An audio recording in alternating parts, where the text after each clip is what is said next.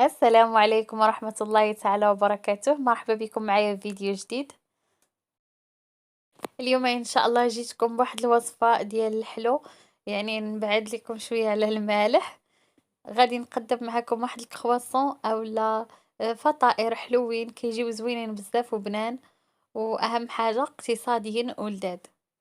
فتبعوا معايا المقادير وطريقة التحضير حتى للأخير.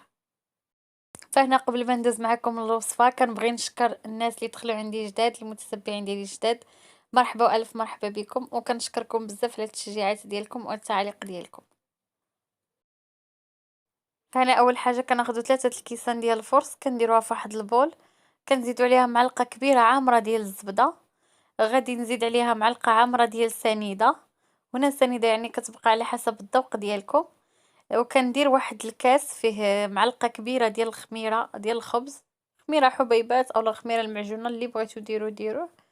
غنزيد عليها معلقة ديال السنيدة، وغادي نزيد عليها الحليب دافي وغنحركوها مزيان، ونخليها تفاعل ليا تقريبا واحد الخمسة ديال الدقائق ولا. ومن بعد غادي نكبها على الخليط ديالنا. كيف كتلاحظوا كتكون بهذه الطريقة هذه. صافي غادي نحاول نخلطها مزيان وندمجهم مع بعضياتهم. من بعد غادي نكبهم على الخليط اللي عندنا فيه الفرص ومعلقه ديال السنيده ومعلقه ديال الزبده وواحد شويه ديال الملحه، يعني غير قريصه ديال الملحه. صافي وغادي نجمع هاد العناصر مع بعضياتهم. هنايا تقريبا العجين خدا ليا واحد الكاس ونص ديال الحليب.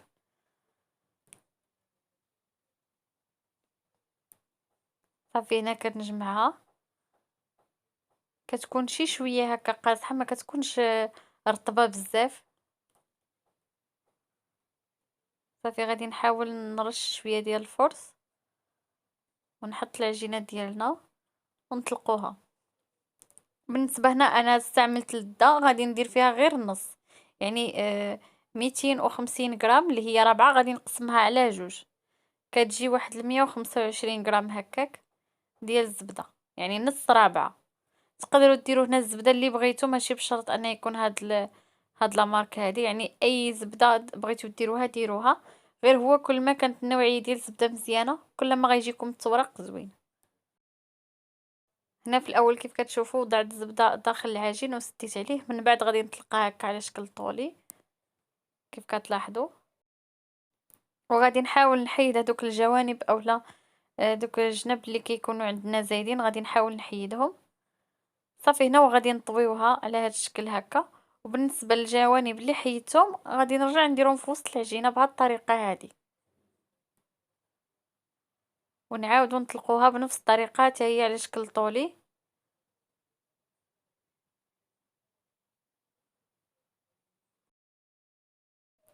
فهنا بنفس الطريقه منين طلقتها غنحاول عاوتاني نحيدو ليها دوك الجناب. هنا شفتو راه بدا يعني الفويلطاج كيبان. هنا كنقسمها على جوج غير باش كتجيني ساهله، يعني باش انني نطويها. صافي وغادي ندير هادوك يعني الزوائد اللي حيدت غادي نديرهم في الوسط، وغادي نطلقهم من جديد. هنا كنطلقوها المره الثانيه.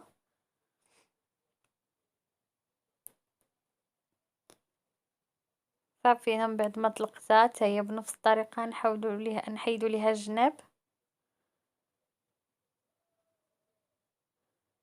هنايا الجناب كلهم كنحاول نحيدهم باش تبقى لي العجينه مقاده.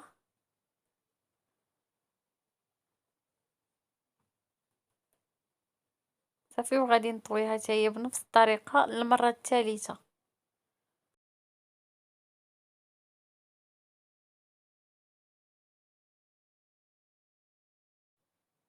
ودائما الجوانب اللي كنحيدو كنديروهم في وسط العجين بهاد الطريقه هذه. صافي وغادي نحاول نسد عليها مزيان. بالنسبه لهاد العجينه هذه تقدروا ما ديروش فيها السكر وما ديروش فيها الخميره وتخدموا بها المالح. دابا ندير معكم ان شاء الله فيديو بعجينه يعني بحال هكا وهي خاصه يعني بالمالح. صافي هنا كنحاول نضغط عليها مزيان وغادي نطلقها بنفس الطريقة. هنا كيف قلت لكم هاد العملية هذه المرة الثالثة. صافي من بعد ما كنطلقها وكنجمعوها صافي، وكيكون الفويلطاج ديالنا دار على هاد الشكل هذا. ها نتوما الفويلطاج راه كيكون باين. فهنا انا غادي نقسمها على جوج، نص غادي نخدم به دوك الفطائر اللي بحال الشنيك، ونص غادي نخدم به فطائر كي بحال الوريضات. يعني نص ربعة ديال الزبدة راه كتخرج ليا هكا كمية مزيانة. صافي هنا كنطلقوها.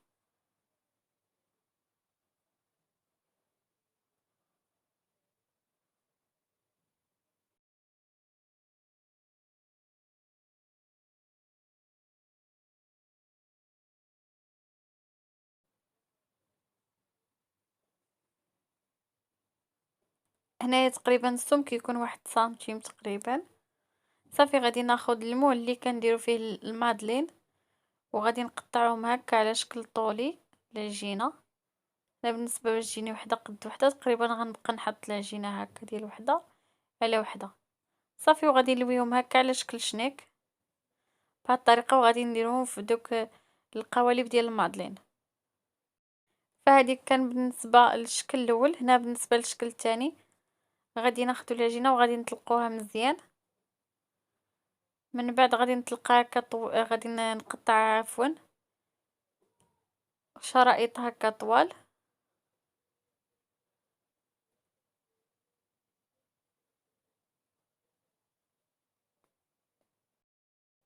باش غادي نقادهم على هاد الشكل هذا اللي هو وريضة.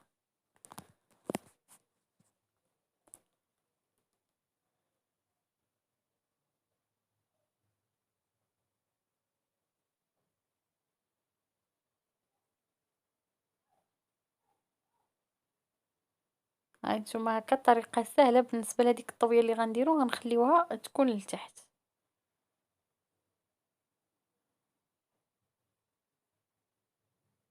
صافي بهاد الطريقة هادي.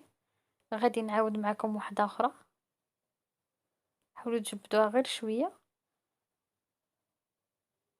صافي وكنبقى ندخل العجينة في هذيك الدائرة اللي كنكون درت بلا ما نسد عليها، ونجمع لها هكا الطرفين ديالها.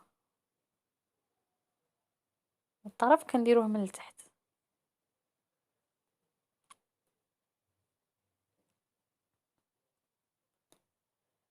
نعاود معكم واحدة ثالثة.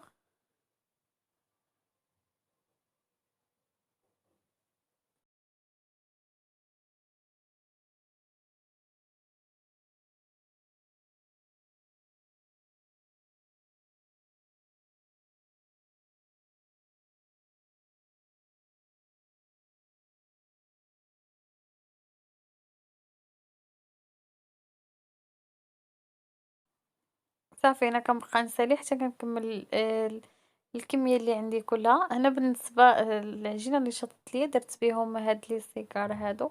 الصراحه هادوك غير خرجوا من الفران كليناهم في البلاصه مع الشكلاط، يعني ما صورتهمش. والاخرين يعني خليتهم صورت بهم. صافي هنا كنخلي دوك لي شنيك هكا حتى يتنفخوا، حتى يخمروا، ومن بعد كندخلهم الفران على واحد العافيه اللي هي مهيله، وكنخليهم حتى يتورقوا ليا من الداخل. فهذا كيجي هو الشكل ديالهم، راه كيجيو زوينين بزاف، كيجيو محمرين.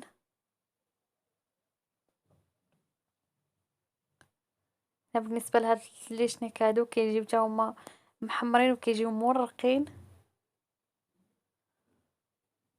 هنايا بالنسبه لكم تقدروا تعمروهم بلا كريم باتيسير اولا تقدروا ديروا فيهم الشكلاط من الداخل، راه كيجيو زوينين.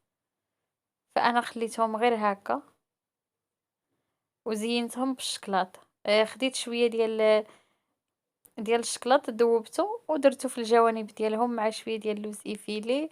وبالنسبه للطرف الثاني درت فيه شويه ديال السكر كلاصي.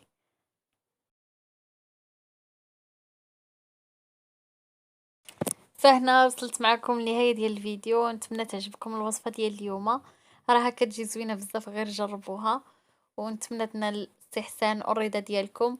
وبالنسبة للناس اللي شاهدوا الفيديو حتى الأخير ما تنساوش ديروا ليا واحد لايك، وإلا كنتي أول مرة كتزور القناة ديالي خلي ليا واحد أبوني، وكنشكركم بزاف على التفاعل ديالكم، وتهلاو فراسكم، نتلاقى معكم إن شاء الله في فيديو جديد.